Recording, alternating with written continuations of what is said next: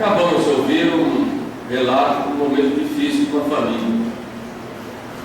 Falando em linguagem bem moderna, sumiço de um filho, desaparecimento de um filho.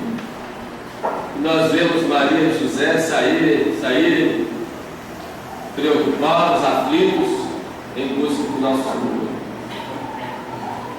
E nosso Senhor quis ter uma família para nos mostrar, santificando os gestos e atitudes da família, nos mostrar que na família Ele quer salvar as almas. É muito significativo quando Deus criou o homem, logo disse que não é bom que o homem esteja só, e criou a mulher, e os uniu, os abençoou, e lhes disse crescer e ser fecundos. Foi a primeira família. Então Deus, quando cria o homem, já cria o homem em família. Já há um reflexo da família de Filho, porque a Santíssima Trindade é família, Pai, Filho e Espírito Santo. Como Trindade na terra, Deus cria a família, esposo, a esposa e os filhos. Daí a importância da família para Deus. Deus tem um plano para a família, um projeto para a família. A família é chamada de santuário de vida. E é tão importante como santuário, em lugar dos santos, porque a família é uma instituição sagrada, e se ela se realiza dentro do sacramento, dois cristãos, dois batizados, é algo consagrado. Ela é um verdadeiro santuário de vida. Santuário porque é sagrado. Quando o casal se casa, o casal se consagra a Deus. Consagra não só um e o outro, mas um só corpo. E consagra também os filhos. E nessa consagração, viver essa consagração, é viver de acordo com o plano de Deus. A família então é chamada de santuário de vida, porque é sagrado, porque dentro da família Deus faz brotar a vida e alimentar essa vida. Faz brotar a vida não só do ponto de vista material, quando homem e mulher se unem sexualmente, e aí há a concepção, e é nessa concepção Deus logo infunde uma alma imortal, imagem da semelhança dele, aí a família brota a vida, mas também a vida da graça, que é brotada na família pelo sacramento que os pais receberam, pelo sacramento que os filhos vão receber, começando pelo batismo, e é essa vida da graça que vai crescer neles e vai sendo alimentada.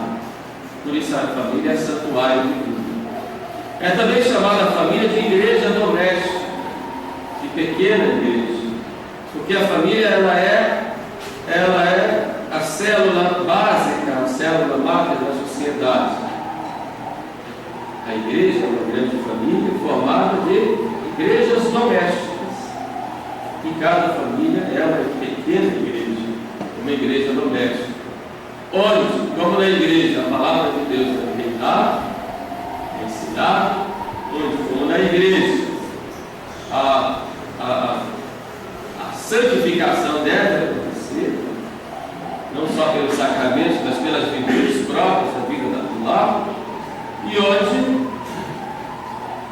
a família procura viver a caridade, procura servir a Deus e ao próximo. Por isso a família é uma igreja doméstica. Tem como objetivo ser uma participação da união de Cristo com a sua igreja e ser já um prelúdio do que é a grande família do céu. Mas a família passa por grandes crises. Aliás, a primeira família já passou por uma crise logo depois do pecado. Adão reclama de Deus: o senhor está vendo a mulher que o senhor me deu o fruto que eu comi. Foi a primeira briga de casal. Está vendo a mulher que o senhor me deu? E depois o irmão mata o outro. Caim mata Abel. Mas Cristo, querendo restaurar todas as coisas, ele começa restaurando a humanidade pela família. Ele ficou 3 anos pregando. 30 anos na família, 30 anos em casa, para mostrar que a santificação da vida diária, ela vai acontecendo no silêncio, na rotina, naquelas virtudes do dia a dia que ocorrem principalmente dentro de casa. Vai acontecer fora, vai ser reflexo daquilo que acontece dentro da casa. Mas quais são essas virtudes que são necessárias e importantes para a vida de família? A gente sabe que o demônio trabalha muito para destruir as famílias. E hoje, vivendo vários tipos de famílias, tem a chamada produção independente. Uma moça que diz: quero ter um filho, vai casar? Não, vou fazer produção independente. O que é isso? Eu sabia, não explicou, minha filha, não pode ser assim. É a ideia de família. Tem falado do número de casais que se separam, os filhos são cuidados pelos avós, por outras pessoas, a família é criada numa creche. São problemas que a gente vai encontrando na família. E hoje, pior ainda, já começa a dizer que Deus errou ao criar homem e mulher. Então 2 homens querem formar uma família, adotarem filhos, né? 2 mulheres. Você já contra a própria natureza e até brava o céu por vingança. Mas quais são as virtudes necessárias para a família? E essas virtudes que eu digo para vocês, primeiro para o casal, os filhos, que moram juntos, todos, mas também com os namorados, com os noivos ali. Essas virtudes já têm que ser praticadas para vocês poderem se casar bem. Então hoje vamos ter essa conversa familiar aqui, o pai falando com os filhos. E vamos pegar a Igreja Católica de São Paulo, porque São Paulo vai mostrando que virtudes são essas. Primeiro ele diz que nós devemos ter uns para com os outros entranhas de misericórdia. O termo latino diz víscera.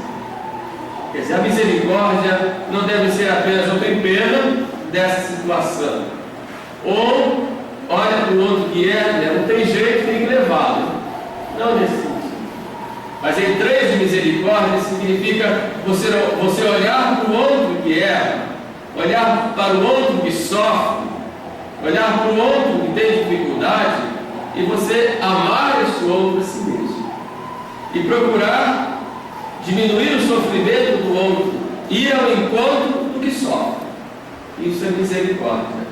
É o amor que vai ao encontro da miséria. E se é necessário ter misericórdia entre o marido e mulher, entre irmãos, essa misericórdia deve ser uma misericórdia fundamentada na misericórdia que Deus tem para conosco. Se não há misericórdia, o casal não consegue conviver. É preciso haver essa misericórdia. Porque todos nós somos limitados. E o fundamento dessa misericórdia é o amor de Deus. Mas o que nos faz lembrar que temos que ser misericordiosos é porque nós somos pequenos. De modo que se não há humildade, a gente nunca vai ter misericórdia. E nós também erramos. Nós somos fracos. Na vida do casal, não são fracos. Não são sujeitos a erros. E quando você tem consciência de que você erra também, você vai olhar no outro quando erra ou quando está limitado por alguma coisa, ou por uma doença, ou por um problema qualquer, por um momento difícil da vida, você vai dizer: puxa, eu também sou fraco. Eu vou ter então misericórdia com o outro. E vou ao encontro do outro na minha fraqueza. Vou ao encontro do outro, porque junto com a minha fraqueza vai o meu amor. De modo que uma das virtudes extremamente necessárias na vida do casal é a humildade. Reconhecer que nós somos pequeninos. E o que nós temos de bom não é nosso, é obra da graça de Deus. Porque nosso mesmo é só o pecado, ou são só os nossos defeitos. É preciso então o casal ter muita humildade com o outro. Tem um ditado popular que diz aí: 2 picudos não. Vocês conhecem, né? Assim, 2 pessoas orgulhosas não conseguem dar um braço ao conselho. Não braço ao conselho. Não reconhecem o erro.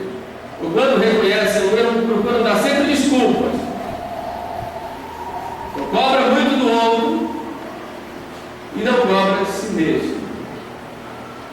É preciso que haja humildade. Juntamente com a humildade, a modéstia.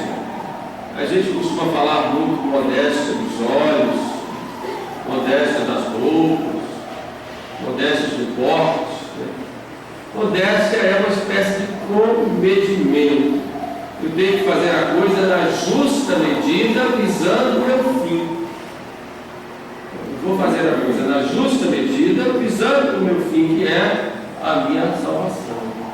Então, a modéstia na vida do casal, uma modéstia entre os filhos, os irmãos, modéstia entre o casal de jovens que está namorando, que tem se casar. A modéstia é regular todas as ações, as palavras, as atitudes em vista do fim. Por isso a modéstia está muito intimamente unida à prudência. A modéstia tem esse cuidado de usar a justa medida, pensando sempre no fim. A justa medida das palavras, a justa medida dos gestos, a justa medida das roupas, a justa medida dos olhos, a justa medida do comportamento em geral. Então ter esse cuidado. Há mães, por exemplo, que derrubam a casa se o filho quebra um copo. Mas quando o filho fala um palavrão, dá risadas. Olha só a falta de medida. A justa medida é dar o remédio certo, do tamanho certo da doença. Isso também é